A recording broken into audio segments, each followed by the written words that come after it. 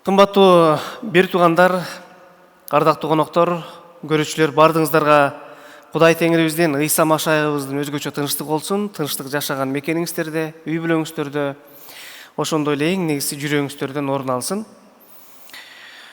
Кудайга рахмат, анын ырайым сааттары үчүн. Ушундай кереметтүү ырайым сааттарында биз ушул ырайым сааттарын туура колдонууну, туура өткөрүүнү Кудайым үйрөтсө экен, жана үйрөнө берели. Ушул ырайым сааттардан пайдаланып, биз вактыларыбыздын көпчүлүк бөлүгүн Кудай Теңирдин бизге калтырган ыйык жазуусуна арнаганды үйрөтсүн, жумшаганды үйрөтсүн. Убактыларыбыз Кудай Теңирдин сөзүнө изилдөөгө жана ошол сөздү аткарууга жумшалсын. Демек биз бүгүн дагы Кудай Теңир бизге эмне дейт? Анын бизге калтырган ыйык жазуусунун үстүнөн ой жүгүртөбүз. Бүгүн сиздер менен карай турган өзгөчө китептердин бири бул Шемуил пайгамбардын китеби. Биз Шемуил пайгамбардын биринчи китебин талкуулайбыз. Шемуил пайгамбардын биринчи китеби 31 бөлүмдөн турат. Бирок 31 бөлүмдү биз бөлүм боюнча караганга аракет кылабыз, бирок баардыгын эмес, урунтуу жерлерден алып карайбыз. Анан жалпысынан Кудай Теңир ушул китеп аркылуу, Шемуил пайгамбардын китеп аркылуу, автор аркылуу бизге эмнени жеткиргиси келди, эмнени айткысы келди, Кудай Теңирдин айта турган сөзүнүн мандеми, себеби эмнеде болду, биз ошол нерсеге көңүл бөлөбүз. Бирок адегенде бир аз киришүү жасайбыз, анткени бизге түшүнүктүү болуш үчүн. Мен негиз катарында ыйык жазуудан эки жерде окуп бергим келет. Адегенде мен биринчи жылнама китеби 29 бөлүм 29 аятты окугум келет. Бул эстегенге да жеңил. Биринчи жылнама китеби 29. Ал жерде мындай жазууну окуйбуз. Дөөттүн алгачкы жана акыркы иштери көрөгөч Шемуилдин жазууларында, пайгамбар Натандын жазууларында жана көрөгөч Гаттын жазууларында жазылган. Демек, бул китептин аталышы жөн эмес. Анткени текстте бизге баяндагандай, Шемуил пайгамбар дагы калем кармап, дөөттүн өмүр баянынан, андан тышкары дөөткө чейинки болгон окуяларды дагы ал бизге жазып калтырган экен. Шемуил пайгамбарга бир нече жазууларды аташат. Окумуштуулар, изилдөөчүлөр, библеисттер, бул башкаруучулар китебинин автору дагы Шемуил деп бир добуштан көп изилдөөчүлөр айтышат. Шемуил пайгамбар башкаруучулар китебинин автору деп. Анын дагы биз кыскача сөз кылабыз. Эмне себептен ал автор болуп калды? Бир нече себептери бар. Андан тышкары Шемуил пайгамбар биринчи Шемуил китебин өзү дагы жазып калтырган дегенге биз толук кандуу ынана алабыз. Ал эми экинчи жазып калтырган китеби, Шемуил пайгамбардын экинчи китеби, бул бир нече талаш маселе жаратат. Бирок ошондой болсо дагы ыйык жазуу Кудайдын рухунун жетеги менен Шемуилден тышкары Натанды колдонушу мүмкүн, Гат пайгамбарды колдонушу мүмкүн, же аты аталып калтырылбаган башка адамды колдонушу мүмкүн. Максат бул жерде Кудай Теңир кимди гана колдонбосун, бирок өзүнүн жетегинин астында, өзүнүн ыйык рухунун жетеги астында кармап, ошол адамды шыктандырып жазганга буйруган. Ал эми экинчи окуй турган маанилүү жер болсо, бул болсо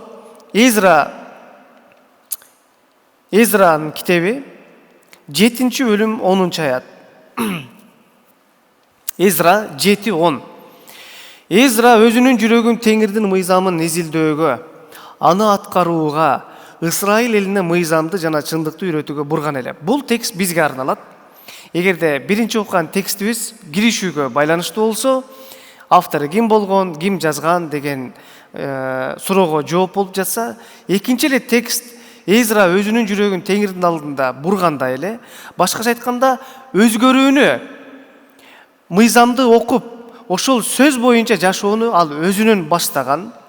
Андан кийин жөн эле баштаган эмес, ал изилдеген, мыйзамды кунт, дыкат, көңүл бөлүп, ушунчалык маани берип изилдеген. Андан кийин изилдегенден кийин аны аткарган, жашоосунда практикалык адамдар, анан өзүнүн жашоосунда изилдеп аткаргандан кийин анан башкаларга дагы ал үйрөтө билген, башкаларды дагы окута билген. Демек, окуган биздин ар бир жазууларыбыз адегенде менден башталыш керек, жеке өзүмдөн башталыш керек. Эгерде мен өзүм ошол жазууну изилдебесем, ушул жазуудагы аткарылган маанилүү сабактарды өзүмдөн баштабасам, аны аткарбасам, анда мен кантип башкаларды үйрөтө алам? Кантип мен жакыныма өзүм түзүк болбой жатып, оңдолбой жатып, кыргызда адам болбой жатып сен башканы адам кыла аласыңбы деген дагы кептер чыгат. Демек ошол сыяктуу эле мен өзгөрүүнү өзүмдөн баштабасам, кантип мен башкаларды өзгөртөм? Эгерде өзүм өзгөрбөй жатып, башкаларды өзгөртүүгө аракет кылсам, анда мен эки жүздүү болуп калбаймынбы? Демек, өзгөрүү менден болсун. Демек, эң эле алгачкы максат мен окуп жаткан жазуу мага тиешелүү. Менден башташым керек деген багытты карманышыбыз керек. Эмесе биз киришүү жасайбыз. Алгач дагы окуй турган биринчи окула турган текстибизге кайрадан маани берели. Тагыраагы Шемел пайгамбардын жазган китебине маани беребиз эми, биринчи бөлүмүнө, анан биринчи аятынан ылдый бир нече аяттарды окуп ой жүгүртөбүз. Эпрайым тоосундагы Раматайым Сопим шаарында Элкан аттуу эфраталык адам жашаган. Ал Жерухамдын уулу эле. Жерухам Эйлинин Эйли Тохунун Тоху Зуптун уулу болгон. Элкананын эки аялы болгон. Бирөөнүнүн ысымы Анна, экинчисинин ысымы Пенина. Пенинанын балдары бар эле, Аннаны колсу жок болчу. Ал киши Себоет теңирге табынып, курмандык чалуу үчүн өз шаарынан жыл сайын Шилого барчу. Ал жерде теңирдин ыйык кызмат кылуучулары Копне жана Пенехас деген Эйлинин эки уулу болгон. Элкана курмандык чалган күндөрү аялы Пенинага жана анын бүт уул кыздарына курмандык тамактан бөлүп берчү, Аннага болсо өзгөчө бөлүгүн берчү. Анткени теңир ага бала бербегенине карабай аны сүйчү. Теңир Аннага бала бербегени үчүн күңдүш аны дайыма капа кылып, аны наалыганга түртчү. Ал жыл сайын теңирдин үйүнө барганда ушундай болчу. Пенина Аннаны ыза кылчу. Ал ыйлап тамак жечү эмес. Ошондо күйөөсү Элкана ага: "Анна, эмнеге ыйлайсың? Эмне үчүн тамак жебейсиң? Эмнеге кайгырасың? Мен сен үчүн 10 уулдан артык эмесминби?" деди. Алар Шилодо тамак жеп бүткөндөн кийин Анна ордунан туруп кетти. Ошол убакта ыйык кызмат кылуучу Эйли ибадаткананын кире беришинде отургучта отурган. Азырынча ушул жерге чейин. Мен жогоруда айттым, Шемел пайгамбар бул бир добуштан айтышат, окумуштуулар Башкаруучулар китебинин автору деп дагы таанышат, бир добуштан макулдугун беришет. Эмне үчүн? Анткени Шемел пайгамбардын жашоосу бул ошол башкаруучулардын жашоосуна катарлаш, же ошол башкаруучулардын жашоосуна дагы тийиштүү эле. Шемел пайгамбар бул эң акыркы Исраил элинин башкаруучусу эле. Ал башкаруучулардан кийин биз билебиз, ыйык жазууда падышалар кетет. Бирок ошол башкаруучулардын жыйынтыктоочусу жана падышалардын жашоосуна жана падышалардын майлануусуна киришүү катары колдонулган, белгилүү ишмердүүлүк жасаган бул Шемел пайгамбар болот. Бул көрүнүктүү пайгамбарлардын бири. Жана анын жашоосу ушунчалык курч окуяларга, анын жашоосу элдин ушунчалык бир руханий абалдан четтеп кеткен абалдарына дуушар болгон, туш болгон адамдардын бири болуп эсептелинет. Башкача айтканда, Исраил элинин ушунчалык Кудайдан четтеп кеткен учурларына, доорлоруна таандык болгон адам эле. Башкаруучулар китебинде бир окуя болот. Бул окуяда биз бул тууралуу окуйбуз. Мен ошол Башкаруучулар китебинен эки жерде окуп бергим келет, андан кийин өзүмдүн сөзүм менен кыскартуу үчүн. Башкаруучулар китеби 17 бөлүм 6 аят. Ошол убакта Исраилда падыша болгон эмес, ар ким өзү туура көргөндү кылчу. Эми ушул китептин жыйынтыгы 21 бөлүм. Башкаруучулар китеби 21 бөлүм 25 аят. Ошол убакта Исраилда падыша болгон эмес, ар ким өзү туура көргөндү кылчу. Башкаруучулардын учуру Так элчилер иштери китебинде бизге баяндайт, 450 жылга чейин узарган. Башкача айтканда, Нундун уулу Жашиянын көз өтүп кеткенинен бери Шемел пайгамбардын төрөлгөнүнө чейин дээрлик 450 жылга жакын убакыт өткөн. Бирок ошол 450 жыл ичинде Исраил эли ар кандай абалдарга, ар кандай кырдаалдарга, ар кандай жагдайларга, ар кандай көйгөйлөргө дуушар болгон эле.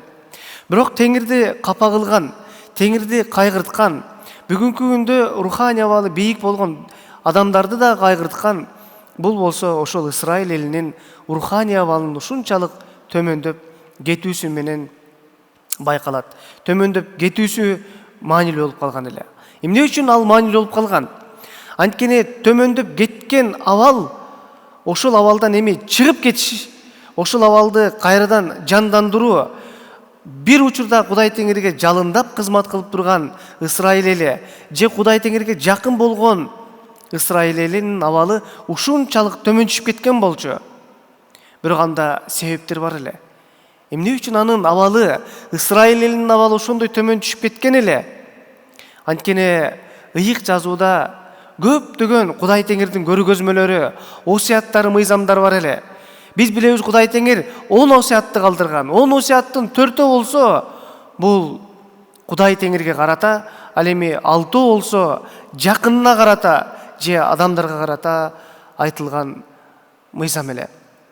Ошол мыйзамда эң эле алгач Кудай Теңириңе табын, менден башка кудайларың болбосун, ишемби күндү сакта, жана Кудай Теңириңдин атын курлай эле атай бербегин, Кудай Теңирдин түспөлүн жасап аларга табынба деген өңдүү 4 Кудай Теңирге карата осуят бар эле.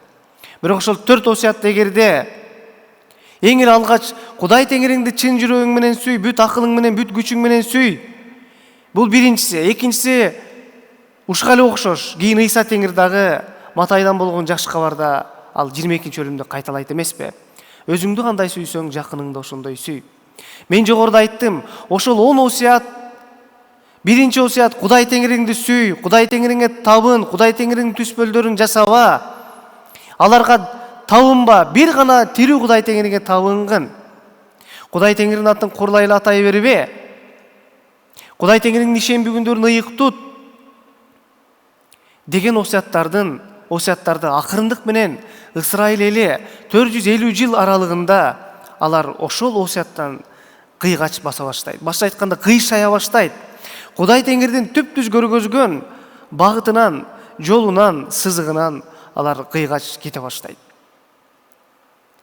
Ал эми жакыныңа карата айтылган, өмүрүң узун болсун десе, жашап жаткан жерде өмүрүң узун болсун десең, анда ата энеңди сыйла. Киши өлтүрбө, ойноштук кылба, уурдаба, жакыныңа карата кыянаттык кылба, жакыныңа көз артпа деген андан ары айтылган 6 осуят тең алар аткарышпайт. Ошентип Теңирдин берген эң эле алгач 10 осуятын алар аткарбай башташат. Башкаруучулар китебинде мен бекерден 2 жерде окуп берген жокмун. 17-бөлүм 6 аят, 21-бөлүм 25 аят. Ал жерде жазылып турат: ошол убакта Исраилда падыша болгон эмес.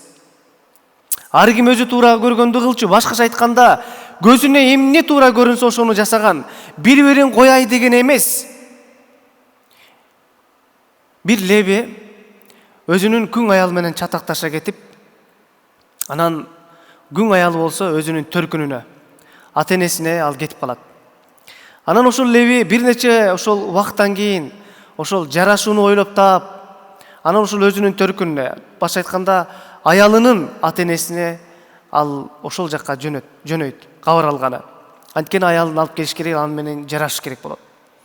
Ал ошол жакка барат. Анан кайнатасы ал келгенине сүйүнөт. Анан экөө отуруп, албетте алыстан келген конокту ал жөн эле узатып жибербейт да, чай берет, ысык тамагын берет. Бирок ыйык жазууда так жазылып турат, алар ичип жешти дейт. Бир күн өтөт. Анан аялын алып кайра кетейин десе, кайнатасы токтотуп алып, дагы жата тургула дейт. Ошол күндө ичип жешти дейт. Анан дагы бир күн калат. Ошентип дээрлик бир жумага чейин созулат. Ошондо ал кечинде чыгып кетет аялы менен. Анан Бенжаминдин тургундарына келет. Башка айтканда Бенжаминдиктер жашаган жерге келет. Анан ошол жерге келип түнөп калайын десе, ошол жердин тургундары Бенжаминдиктер, ал жерде канча адам экендиги айтылбайт. бирок көп адамдар экендиги айтылат. Алар айтат, үйүңө келген адамды бизге чыгарып бер деп. Бирок ошол жанын тынч алыш үчүн Леви болсо тигил адамдарга өзүнүн аялын салып берет. Анткени ал өзүнүн жанын сактагысы келет. Ошондо баягы күң аялды ошол эл бенжаминдиктер түрү менен кордоп, түнү менен ушунчалык зордук ташып, түнү бою ушунчалык кыйнашат. Анан эртең менен таң атпай, таң азандан аял келип, акыркы күчүн менен жыйнап туруп, баягы өзүнүн жолдошу, өзүнүн кожоюну түнөгөн жерге келип туруп, анан ошол жерге сулайт. Ошол жерден жан берет. Анан эшикти ачып, кете турган учур болуп калганда, чекесинен түртүп ойготкондо ал ойгонбойт. Анткени аял өлүп калган болот. Анткени ал аялды ошол адамдар, ошол жердин тургундары түнү менен кыйнаган эле. Бул болсо ушунчалык жийиркеничтүү окуя болчу. Бенжаминдиктердин жасаган иши дагы жийиркеничтүү болчу. Анткени Кудайдын адамдары эч качан ошол жолго барбаш керек эле. Мен жогоруда айтып бербедимби? Окубадымбы тексттен? Ар ким өзү туура көргөндө, көзүнө эмне туура көрүнсө ошонун баардыгын алар жасачу. Жийиркеничтүү иштер алардын жашоосунда кадыресе нерсе гана болуп калган. Жөнөкөй гана нерсе болуп калган.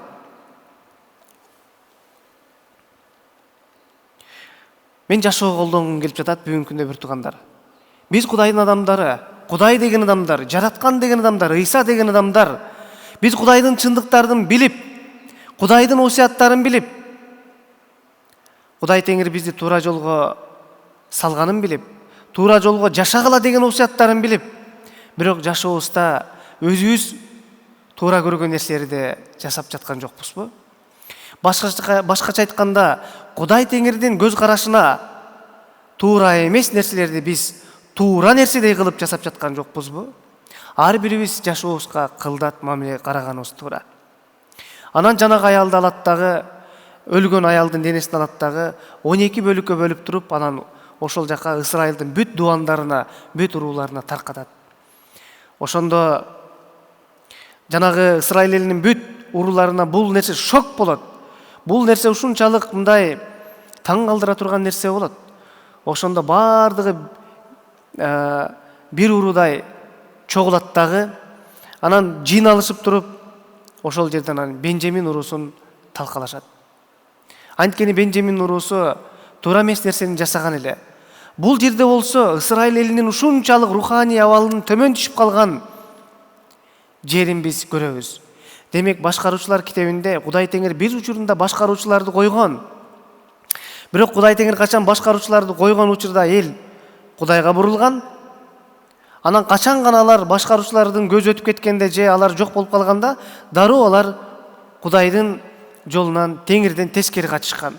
Ошентип, мына ошол окуялар уланган, токтогон эмес. Эми биз болсо кайрадан Шемуэл китебин окуйбуз. Биз окудук Эпрайым тоосундагы Раматайым Сопим шаарындагы Элкан аттуу Ефраталык адамдын жашаган жеринде болгон окуя. Башка айтканда Ефраталык адам жашаган. Тагыраагы бул Элкананын ата теги бул Левилерге тийиштүү. Бирок анын жашаган жери Ефраталык адам дейт. Мына ошондой кыйын кырдаалдарда, оор учурларда Исрайыл элинин Кудайдан четтеп кеткен, ушунчалык бир ыплас жашоо менен алек болуп калган учурларында бир адам болгон экен. Ал киши болсо бизге жазуу баяндап жатат, аты менен анын ысымы Элкана дейт. Ал Ефраталык эле.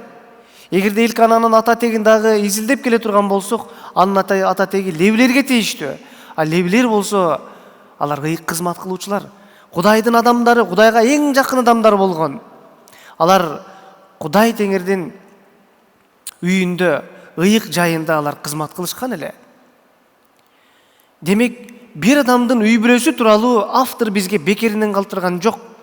Ошондой бузулган адамдардын жашоосунда эбегейсиз көп адамдар, израилдыктар күнөөгө баткан, күнөөгө белчесинен эмес, моюнчасынан, пешенесинче батып калган адамдар. Алар өздөрүнө туура көрүнгөн нерсенин баардыгын жасачу, бирок алардын жасаган иштери Кудайга жакчу эмес, жийиркеништүү эле. Мына ошондой кыйын учурларда, кыйын кысталыш учурларда бир адамды эске алып жатат. Бул Элкана. Элкана Жерухамдын уулу эле. Жерухам Элинин эли Тоху Зубтун уулу болгон. Элкананын эки аялы болгон. Биринин ысымы Анна, экинчинин ысымы Пенина. Демек, эгерде биз ошол доордун көз карашы менен карай турган болчу болсок, биз ойлошубуз мүмкүн, анда көп аял алышкан да деп. Бирок Кудай Теңирден эң эле алгач жаратуусуна маани берсек, Кудай Теңир бир эркек, бир аял кылып жараткан. Бир эркек эки аял кылып жараткан эмес, 3 аял кылып жараткан эмес, 4 аял кылып жараткан эмес. Бирге бир гана. Эркек бирөө, аял бирөө. Кудай Теңир осуяттап жатат. Экөө бирдене болот дейт. Ошондо дагы адамды катуу уктатып салат дагы адамдын кабыргасынан аялды жаратып берген. Бир кабыргасынан. Эки кабыргасынан, 3 кабыргасынан эмес. Бир кабыргасынан. Демек, бул жерде биз Эйлинин эки аялын окуп жатабыз. Башка айтканда, тарыхый баяндамаларда, тарыхый окуяны окуп жатканда, ооба да, ал учурда болгон да жок. Балким бул дагы, ошол учурдагы башкаруучулардын туура эмес жашоосунан улам болгон көз караш, же болбосо нерсе болгон. Албетте, Ыбрайым пайгамбар дагы бул Элканага чейин жашаган, Муса пайгамбарга чейин жашаган. Ал дагы бир нече жолу үйлөнгөн, анын бир нече аялдары болгон, күңдөрү болгон. Бирок жалпы Библиянын жалпы карамагы менен, рамкасы менен карап келгенде, көп аял алуу бул Кудайдын көз алдында туура эмес. Эгерде Кудайдын көз алдында туура болгондо, анда Кудай айтпайт беле, ала бергиле деп, ачык эле. Бирок андай эмес. Бирок биздин маани бере турган нерсебиз эмне үчүн эки аялга биз маани берип атабыз, Аннага, Пенинага? Бунун дагы себеби бар. Анан биз сөз кылабыз. Демек, ошол бир үй бүлөдө эки аял жашап жатат. Бирок экөө тең бир адамга таандык. Башкача айтканда, Элкана бир үй бүлөдө жашайт, бир үй бүлөдө бир эркек, анан эки аял. Кызыгы, Пенинанын балдары бар эле, ал эми Аннаныкы жок болчу дейт. Ал кишинин маани бере турган, же Элканага көңүл чордонубузду бөлө турган жер, Элкана болсо өзү туура көргөндү кылчу эмес. Мына автордун бекер эмес, калтырган жери бекер болгон жок бул. Анткени ошол инсан башка Исраил элинин тургундарынан, жашоочуларынан айырмаланып, ал киши болсо 3-чү аятта Себайот дегенге табынып, курмандык чалуу үчүн өз шаарынан жыл сайын Шилого барчу дейт. Демек, өзү жашаган ошол Эпрайым тоосунда Раматайым Сопимден ал Шилого, Кудай Теңирдин жайы турган жайга, ал жыл сайын өзүнүн убадасын аткаруу үчүн өзү эле эмес, үй бүлөсү менен табынуш үчүн, бала чакырасы менен толук ал ошол жака бет алчу. Ана текст окуйлу. Ал Теңирге табынып, курмандык чалуу үчүн өз шаарынан жыл сайын Шилого барчу. Караңыздар. Миңдеген, балки миллиондогон Исраилдык элинин ичинен Элканага Кудай Теңир өзгөчө маани берип жатат. Бул автордун ушул нерсени баяндап берүүсү, же ушул адамды ушул жакка жазып калтыруусу биз үчүн чоң мааниге ээ. Анткени Элкана өзгөчө адам эле. Ал Теңирден корккон адам болчу. Өзүнүн журтташтары, өзүнүн замандаштарынан, кошуналарынан, туугандарынан айырмаланып, Элкана Теңирге табынчу. Ал башка кудайларга эмес. Бирок ошол учурда анын жан-жак элинде жашаган башка ысрайылдыктар болсо, Теңирдин алдында ыкпылас иштери жасачу. Биз жогоруда бир бөлүгүн окудук. Левилер болсо өзүнүн милдеттерин, функцияларын аткарбай калган, алар таптакыр туура эмес нерселерге болуп кеткен, өздөрүнүн кошуналары болгон башка адамдардын кудайларын жасалма, колго жасаган, таштан, жыгачтан, башкадан жасаган кудайларын өздөрүнүн кудайлары катары кабыл алып, кудайы катары кабыл алып, ошолорго табынып калышкан. Мына ошондуктан өзү туура көргөндө, же өздөрү туура көргөндө кылып калган деп жазуу бизге баяндап жатат. Бирок ошондой кырдаалдарда дагы бир үй бүлө болгон экен, ал Элкананын үй бүлөсү. Эми Элкананын үй бүлөсү идеалдуу беле? Эмне үчүн бизге ушул нерсени калтырып жатат? Андан ары окуйлу. Ал жерде Теңирдин ыйык кызмат кылуучулары Копни жана Пинехас деген Эйлинин 2 уулу болгон. Демек, ошол учурда качан Шило жергесинде башка Леби бар эле. Анын ысымы Эйле. Ал ыйык кызмат кылуучу эле. Башкача айтканда, Кудайдын ыйык жайында ал кызмат кылган адам болгон. Анын 2 уулу тууралуу автор баяндап жатат. Биринин ысымы Пинехас, экинчисинин ысымы Копни деп. Элкана курмандык чалган күндөрү аялы Пенинага, жанын бүт уул кыздарына эмне дейт? Ошол тамактан, курмандык тамактан бөлүп берчү. Бирок андага болсо өзгөчө бөлүгүн бөлүп берчү дейт. Анткени Теңир ага бала бергенине карабастан, Элкана аны ушунчалык сүйгөн экен. Бул жакшы байкоо, анткени ал экөөнү тең сүйгөн. Бирок Пенинанын балдар кыздары бар эле да. Ал ошол балдары кыздары менен сыймыктанчу да. Израиль элинде ошол учурда бала төрөбөгөн аял каргышка калган деп түшүнүшкөн. Анткени алар турмушка чыгыштыбы, күң болобу же анын жарандык аял болобу, мыйзамдуу аял болобу, ал төрөш керек болгон. Ага мурасчы калтырып бериш керек болгон. Бирок төрөбөгөн аялдар Теңирдин батасына ээ болгон эмес деп түшүнүшкөн. Бирок Эйли, тагыраагы Элкана ошол өзүнүн төрөбөс болгон анын аялын өзгөчө сүйчү дейт. Бала төрөп бергенине карабастан, бул кандай жүрөк? Эгерде биз Леви тууралуу окудук жогоруда башкаруучулар китебин, ал өзүнүн жубайына, аялына кандай мамиле кылды? Ал кесип бөлүп салбадыбы? Ал денени жакшы жерге жашырган жок, денеге урмат көргөзгөн жок.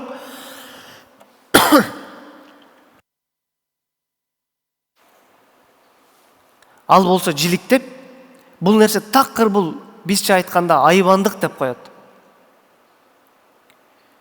Жаныбар дагы өзүнүн түгөйүн жоктогонду билет экен. Эгерде биз жаныбарлар дүйнөсүн карачу болсок, түркүн жандыктар бар. Аккуу, алардын бири аккуу жана карышкыр. Бир гана ошондой эле бүркөт. Карышкыр эгерде ошол жырткыч болгонуна карабастан өзүнүн түгөйү өлүп калса, аны жебейт. Же өзүнүн ошол курамындагы үйүрүндөгү бирөө өлүп калса, аны жебейт. Бул кайсы бир деңгээлде жандыктардын дагы ошол өзүнүн урулашына карата болгон кайсы бир деңгээлдеги бир урматы беле. Бирок алар жандыктар. Аккуу бир эле жолу өзүнө жар издейт, биздин тил менен айтканда. Жубай же пара деп коет эмеспи? Жана өмүр бою. Бирөөсү өлүп калса, экинчиси өйлөнбөйт. Бүркүттөрдү да ошондой. Бир гана өзүнө түгөйдү издейт, ошол түгөй менен өмүр өткөнчө тукумун улайт. Эгерде бирөөсү өлүп кала турган болчу болсо, экинчиси дагы айтышат экен изилдөөчүлөр, зоологдор, зоология боюнча изилдеген адамдар, ал өзүн өзү ташка уруп да өлүп калышы мүмкүн дейт. Эгерде бирөөсүнүн ушунчалык ошол тумшугу өсүп, анан бир нерсе тумшугу ушунчалык өсүп кеткендиктен ал жем чокуп жей албай калат экен, бирок экинчи түгөй ага жардам берет дейт. Демек, жаныбарлар дүйнөсүндө дагы мынандай анчалык жырткыч болсо дагы Биз алардын жашоосунда да бир гармонияны байкайбыз. Ысрайыл элинде андай гармония жок болуп кетти. Эң биринчи гармония, мамиле, жакшы мамиле Кудай менен болгон гармония жок болду, жана адамдар менен болгон мамиле. Анткени алар Кудай Теңирден четтеп кетти. Ыплач берген малынды. Анан биз мына ушул жерде байкап жатабыз. Элкана болсо, ал ушунчалык Кудайдан корккон адам. Ал ошол төрөбөгөн аялды кетирип койгонго деле ошол жергиликтүү адамдардын түшүнүгү боюнча мүмкүн болмок. Бирок ал андай кылган жок, ал Аннаны сүйдү. Анткени Элкананын жүрөгү ал Теңирден корккон, Теңирди урматтаган жүрөк эле. Анан мындай дейт андан аркысы. Теңир Аннага бала бербегени үчүн күңдөш аны дайыма капа кылып, аны наалыганга түрчү. Ал жыл сайын Теңирдин үйүнө барганда ушундай болчу. Пенин Аннаны ыза кылчу, ал ыйлап тамак жечү эмес. Демек ушул качан Кудай Теңирдин мыйзамын, Кудай Теңирдин көргөзгөн чегинен адам чыккан кезде, сен кандай болбогун, жакшы жашабагын, үлгүлүү болбогун көйгөй боло берет. Бул жерде кемчилик Элкананын 2 аял алып алгандыгында. Элкана Кудайдын мыйзамы боюнча, эң көргөзгөн осуят боюнча, ал 1 эл аял алыш керек болчу. Негизинен алып караганда. Бул библиялык принцип. Эмне үчүн көп аял алганда мүмкүн болуп калды? Кудай Теңир андан кийин деле дөөт көп аял алды, же дагы ошондой дөөттөн тышкары башка дагы падышалар болгон, же башкаруучулар болгон бир нече аял албады беле? Эмне үчүн? Жок. Бул болсо Кудай Теңирдин аларга көргөзгөн мыйзамы эмес болчу. Бул адамдардын күнөөнүн айынан каалап калган, өздөрүнүн табити, өздөрүнүн каалоосу болчу. Өздөрүнүн адамдардын өздөрүнүн түшүнүгүнөн жаралган, куралган тандоо болчу. Демек Кудай Теңир ошол тандоого башка айтканда жол берип койду. Макул болгон жок, жол гана берип койду. Эмне үчүн? Анткени адамдар өздөрү көшөрдү. Адамдар өздөрү көшөрдү.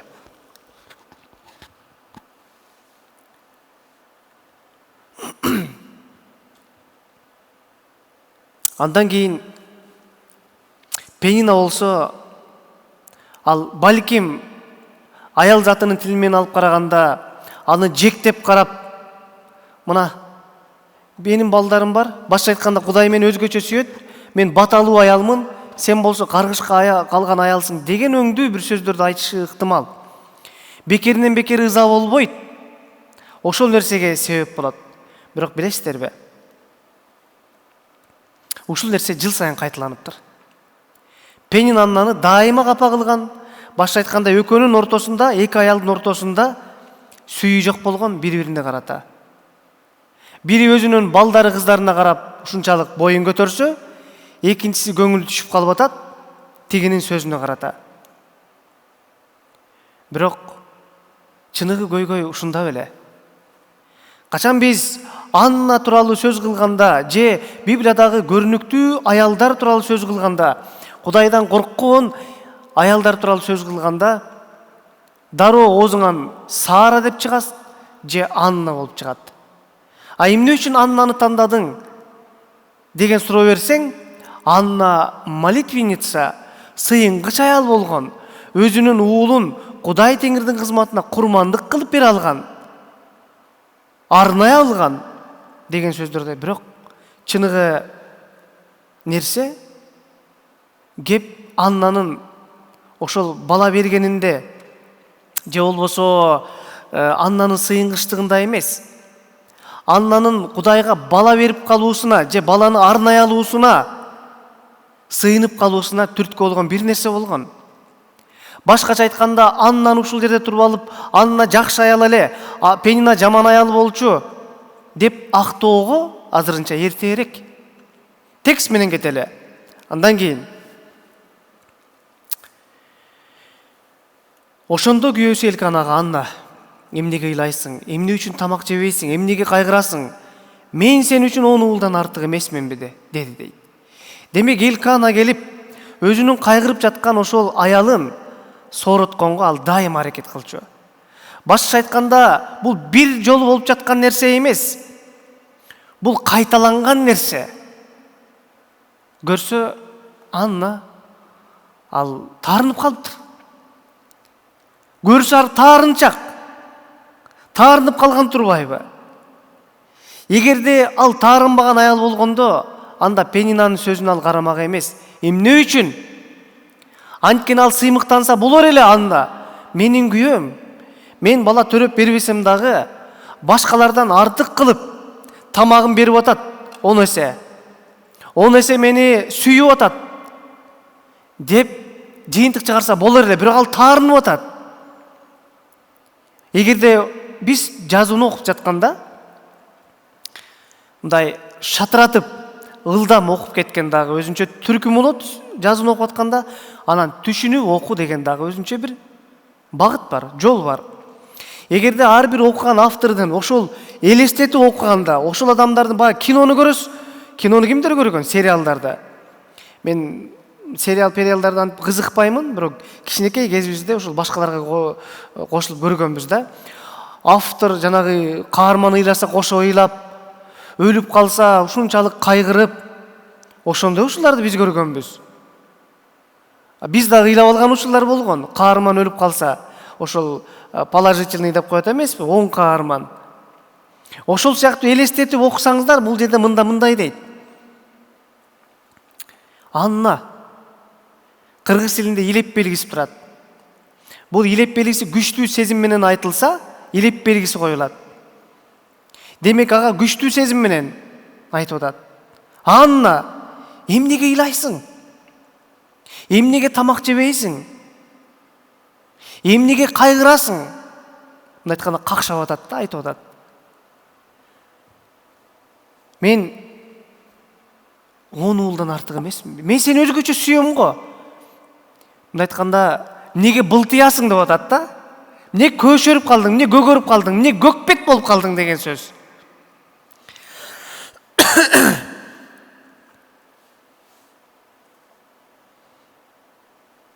Алар Шилодо тамак жеп бүткөндөн кийин Анна ордунан туруп кетти. Бирок Анна тамак деле жеген жок. Ал туруп кетти. Күйөөсү айтты, айта турган сөздү айтты. Бирок күйөөсү тарабынан ал туура кадам болчу. Таштап койгон жок. Мени какшаттың го деген жок. Ал дайыма Аннаны болушунча өзүнүн күчү менен, болгон аракети менен сооротконго ал аракет кылган. Башкача айтканда, күйөөсү ал ошол эки аял алып да туура эмес кылды, бирок үй бүлөсүндө ошол Элкананын өзгөчө жери, ал Кудайдан коркуп Теңирге табынып атат. Ал ошондой кемчилик болуп жатса дагы үй бүлөсүндө ал туура жашаганга, аялдары менен иштешкенге ал аракет кылган экен көрсө.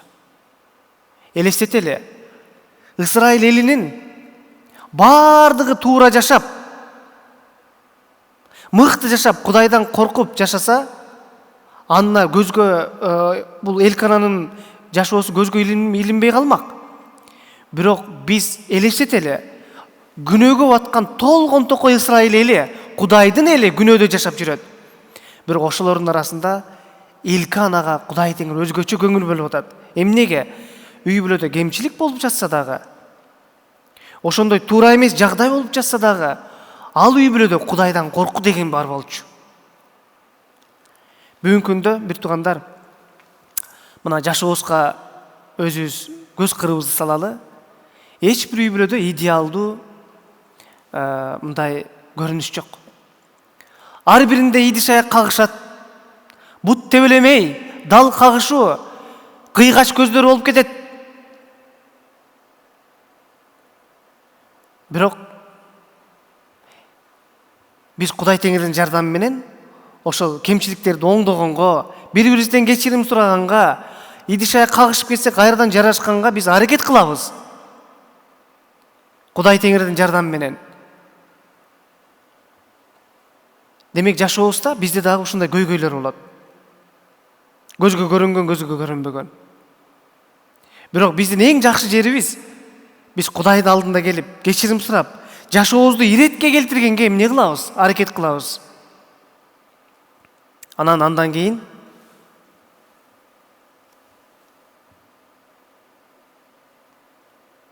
11 аят, тагыраагы 9 аят.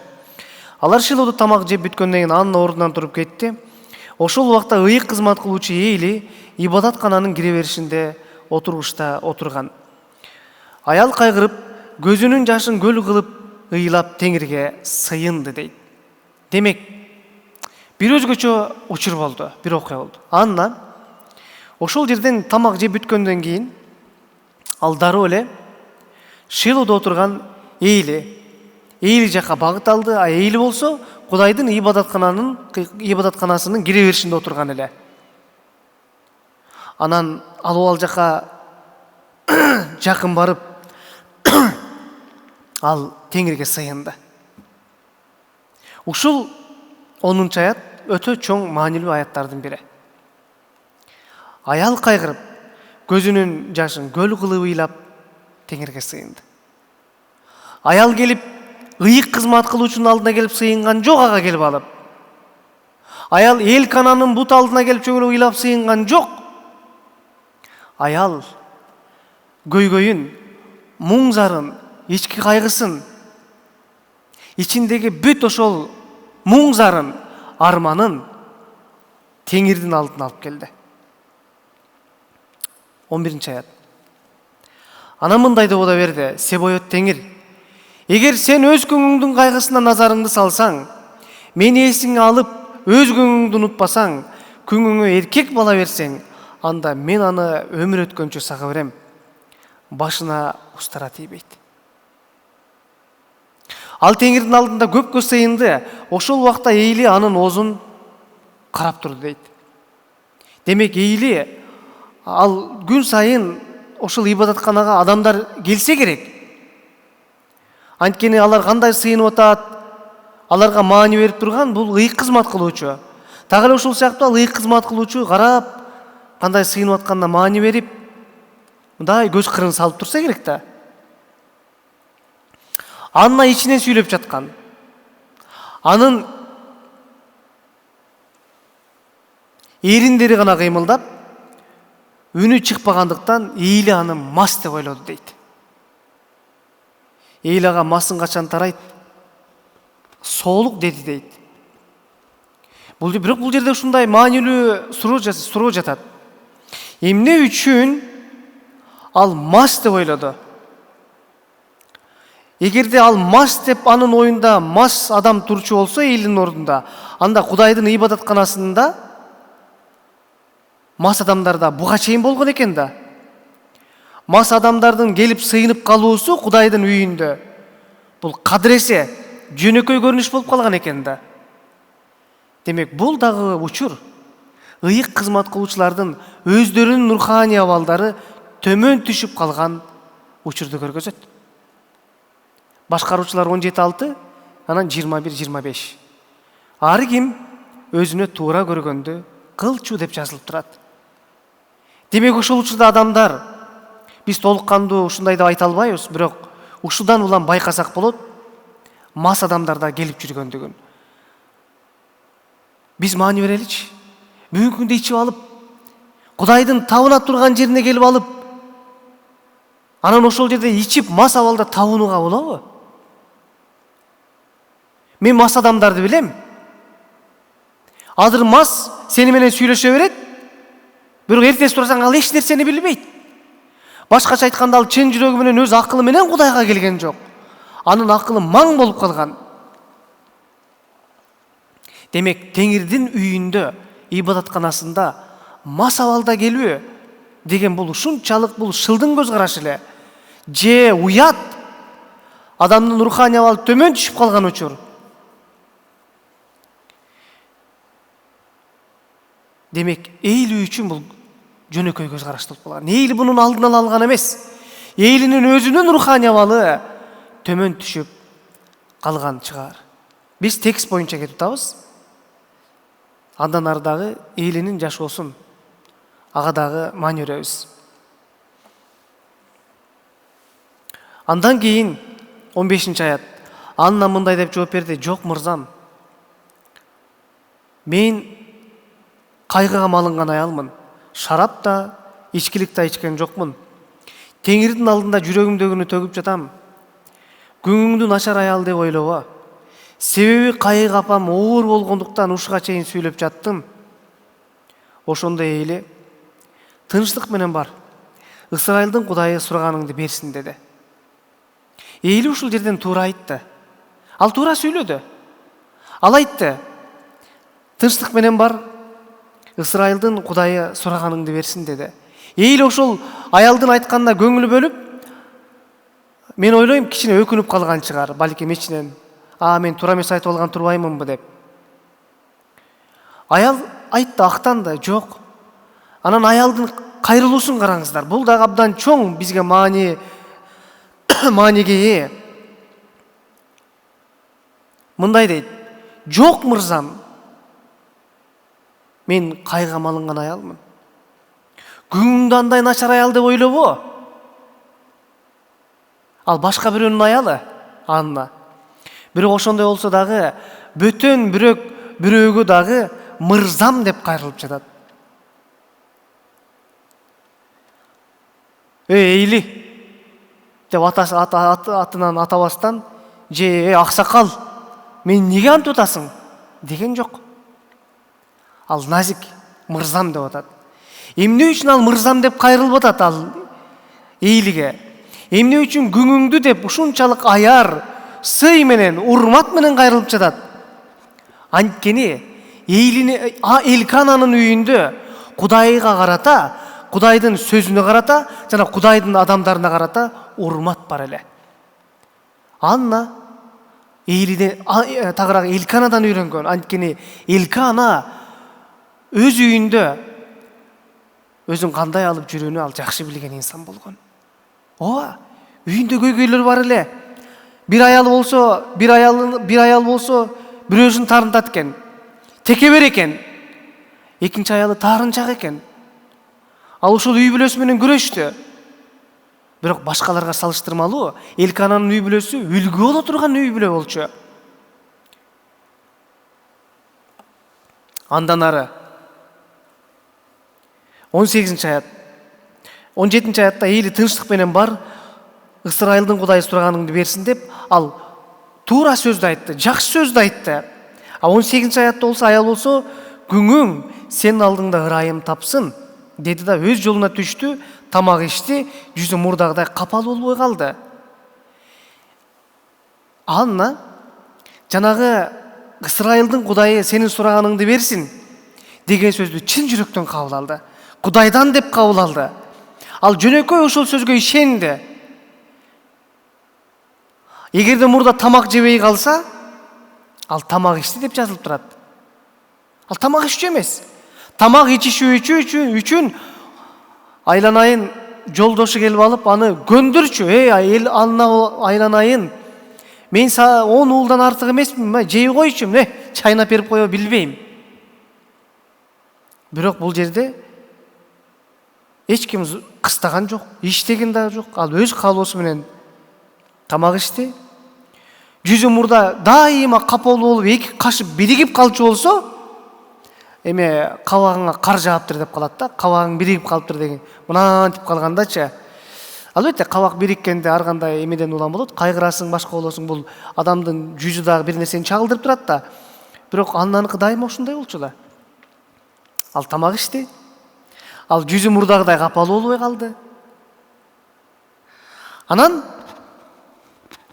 алар эртең менен эрте туруп, Теңирге кайрадан табынышты да, анан ошол өзүнүн табыны бүткүл эрежелерди аткаргандан кийин, Кудай Теңирге табынуу күндөрү тагыраагы бүткөндөн кийин Рамадагы үйүнө кайтып келишти. Элкана аялы Аннага жакындады. Теңир ал аялды эстеди дейт. Мынакей. Мына ушундан баштап биз ушул жерге чейин окуяны токтотобуз. Биз кийинки бөлүктү улантабыз. Биз байкап жатабыз. Бул жерде маани берген нерсе, Кудай Теңир ошол үй бүлө менен иштешип жаткан болчу. Ошол үй бүлө менен. үй бүлөдө болсо туура жол башчы бар эле, тагыраагы үй бүлө башчысы бар эле. Бул Элкана. Элкана күчүнүн жетишинче, алынын жетишинче үй бүлөсү менен иштешкенге аракет кылды. Кудайга өзүнүн берген убадаларын аткарчу, убадаларын берген, кандай убада берди аны аткарчу. Ал Кудай алдында келип, ал Кудайга табынчу, курмандыктарды берчү.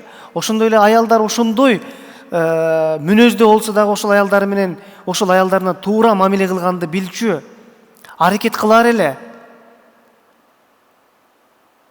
Бирок Анна болсо буга чейин сыйынган эмес болчу. Бир ошондой айтсак болот. Ал таарынат эле, табынат эле, кетип калат эле. Бирок ушунда өзгөчө бир окуя болду. Анна келип ал сыйынды. Ал сыйынды. Ал сыйынгандан кийин анын жашоосу өзгөрө баштады. Демек, Кудай Теңир ушул үй бүлө менен көпкө чейин кайсы бир деңгээлде иштешти. Акыры Анна ал Кудай Теңирге келип сыйынды. Ошол сыйынып, анан Элкананын сөзүн Кудайдан деп кабыл алып түшүндү. Элкана бирок тагыраагы Эйлинин сөзүн Кудайдан деп түшүндү. Эйли айтты, тынчтык менен бар. Ысрайылдын Кудайы сураганыңды берсин. Анткени Аннанын жашоосунда дагы балалуу болуш маанилүү болчу. Бирок анын жашоосунда Кудайга келип, өзүнүн арманын, муңун ал Элканага эмес, башкаларга эмес, Кудайга келип алгачкы жолу төктү. Ошондо гана Аннанын жашоосунда качан Кудайдын алдына келип өзүнүн муң зарын төгүп, ага келип сыйынгандан кийин анан жашоосу өзгөрүлө баштады. Теңир ал аялды эстеди. 20-аятты кошумчалагым келет. Бир нече убакыттан кийин Аннанын боюна бүтүп, уул төрөдү да аны Теңирден сурап алдым деп ага Шемуэл деген ат койду. Демек, маселенин баардыгы, кымбаттуу достор, кымбаттуу бир туугандар, бул мени менен Кудай Теңирдин ортосундагы мамилем. Мен кимге кайрылып жатам? Жакын санаалаштарымабы, үйүмдөгү адамдаргабы кеңеш сурап, же көйгөйүмдү чечиш үчүн, же Кудайга кайрылып жатамбы? Менин үйдөгү эң негизги кожоюнум, менин жол баштоочум, маселени чечип берүүчүм, көйгөйдү чечип берүүчүм бул Ыйса болуш керек. Бул Кудай болуш керек. Жанагы биз ушул китеп боюнча изилдеп атабыз азыр. Маанилүү жерлери. Биз ушул биринчи бөлүктө көрүп жатабыз. Ошондой күнөөгө баткан, сазга алып калып, күнөөнүн сазына батып калган элдердин арасында дагы Кудайдын адамдары бар экен. Мына ушул жерден биз байкап жатабыз, Кудайдын үй бүлөсү турат. Бирок ошол үй бүлөдө дагы кемчиликтер, же кемчиликсиз үй бүлө эмес. Тескерисинче кемчилиги бар. Бирок ошол кемчиликтин үстүнөн иштей билген, кемчиликтин үстүнөн ошол туура мамиле жасай билген үй бүлө тууралуу биз кеп кылып жатабыз. Демек, менин жашоомдо дагы Кудайга карата табынуум улана бериш керек. Үй бүлөмдө туура кадамдар жасала бериш керек. Эң негизгиси мен көйгөйүмдү, муң зарымды, маселени Теңир менен эсептешип, аны менен чечкеним туура. Ошондо маселе чечилет.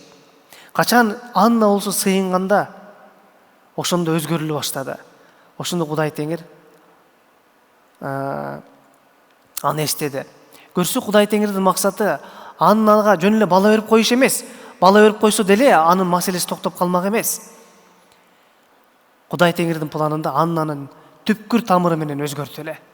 Мына ушул тексттен улам биз байкап жатабыз, Кудай Теңир өзгөчө иштешти. Бүгүнкү күндө дагы Ыйса Теңир ар бирибиз менен иштешет. Ыйса Теңир миллиондогон адамдардын жашоосунда, миллиарддаган адамдардын жашоосунда эбегейси чоң салымын кошкон. Качан гана Ыйса Теңирдин атынан атап сыйынып, ага кайрылып, ага өзүнүн бүткүл жан дүйнөсүн төгүп, ага ишенген адамдардын жашоосунда болуп көрбөгөндө өзгөрүүлөр болгон. Кезинде Петр деген адам болгон. Аны баардыгыбыз жакшы билебиз. Петр болсо ушунчалык умтулган бизнесмен бир чети. Ал алдыга умтулган дайыма менмин деген адам болчу. Бирок анын кемчилиги бар эле. Ал коркок болчу. Кудайдын көз карашында коркок эле. Ал коркуп кеткен. Ошол коркоктугунун айынан ал өзүнүн устатын Ыйса Теңирди 3 жолу баш тартып салат Ыйса Теңирден. Бирок качан гана ал толук кандуу Кудай Теңирдин алдына келип тоо кылып, өзүнүн муң зарын айтып, кемчилигин айтып, өкүнгөндөн кийин Кудай Теңир аны менен иштеше баштаган. Павыл деген адам болгон. Ал текебер инсан болчу. Ал билимине таянган, өзүнүн күчүнө таянган, өзүнүн мыйзамды жакшы билүүсүнө таянган инсан болчу. Ал эч кимге баш берген эмес. Ал ишенгендерди куугунтуктачу. Бирок Кудай Теңир анын жашоосунда кийлигишип, мына ошондой текебер адамды дагы, ошондой өзүнүн билимине таянган, такыр эч кимге баш берген адамды дагы баш ийдирип койгон. Башкача айтканда биз Кудайдын кудуретине, Ыйсанын кудуретине, Ыйсанын күчүнө, аны жоктон бар кылып, бардан жок кылып, өзгөрүлбөгөн нерсени өзгөртүп, ушунчалык керемет жолдор менен оңдоп кое ала турган күчүнө ишенишибиз керек. Бул жерде башкы каарман Элкана же Пенина жанына же Эйле эмес. Башкы каарман Кудай Теңир. Окуянын так борборунда Кудай Теңир турат. Кудайым өзгөчө түшүнгөнгө батасын берсин, биз уландысын, кийинкиде дагы улап сөз кылабыз. Амин.